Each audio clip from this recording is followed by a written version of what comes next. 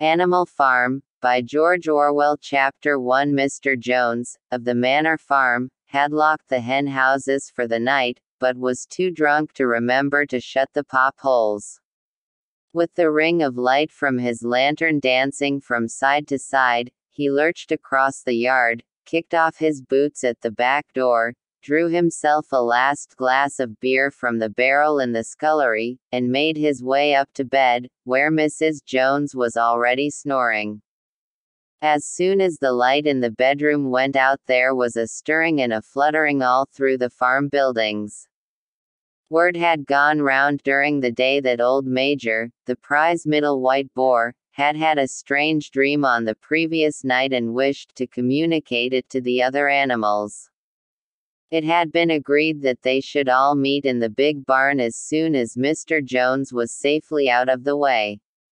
Old Major, so he was always called, though the name under which he had been exhibited was Willingdon Beauty, was so highly regarded on the farm that everyone was quite ready to lose an hour's sleep in order to hear what he had to say. At one end of the big barn, on a sort of raised platform, Major was already ensconced on his bed of straw, under a lantern which hung from a beam. He was 12 years old and had lately grown rather stout, but he was still a majestic-looking pig, with a wise and benevolent appearance in spite of the fact that his tushes had never been cut. Before long the other animals began to arrive and make themselves comfortable after their different fashions. First came the 3 dogs, Bluebell, Jessie, and Pincher, and then the pigs, who settled down in the straw immediately in front of the platform. The hens perched themselves on the window sills, the pigeons fluttered up to the rafters, the sheep and cows lay down behind the pigs and began to chew the cud. The 2 cart horses, Boxer and Clover, came in together, walking very slowly and setting down their vast hairy hoofs with great care lest there should be some small animal concealed in the straw. Clover was a stout motherly mare approaching middle life, who had never quite got her figure back after her 4th foal. Boxer was an enormous beast, nearly 18 hands high, and as strong as any 2 ordinary horses put together. A white stripe down his nose gave him a somewhat stupid appearance, and in fact he was not of first-rate intelligence, but he was universally respected for his steadiness of character and tremendous powers of work. After the horses came Muriel, the white goat, and Benjamin, the donkey. Benjamin was the oldest animal on the farm, and the worst-tempered.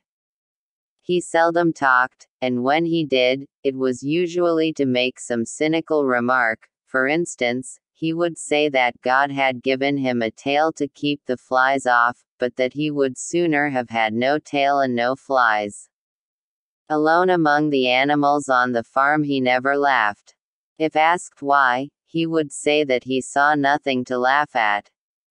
Nevertheless, without openly admitting it, he was devoted to Boxer. The 2 of them usually spent their Sundays together in the small paddock beyond the orchard, grazing side by side and never speaking.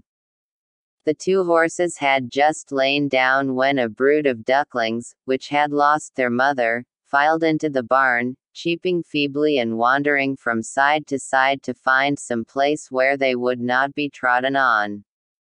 Clover made a sort of wall round them with her great foreleg, and the ducklings nestled down inside it and promptly fell asleep. At the last moment Molly, the foolish, pretty white mare who drew Mr. Jones's trap, came mincing daintily in, chewing at a lump of sugar.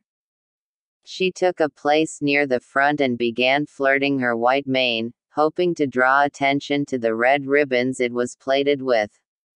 Last of all came the cat, who looked round, as usual, for the warmest place, and finally squeezed herself in between Boxer and Clover. There she purred contentedly throughout Major's speech without listening to a word of what he was saying. All the animals were now present except Moses, the tame raven, who slept on a perch behind the back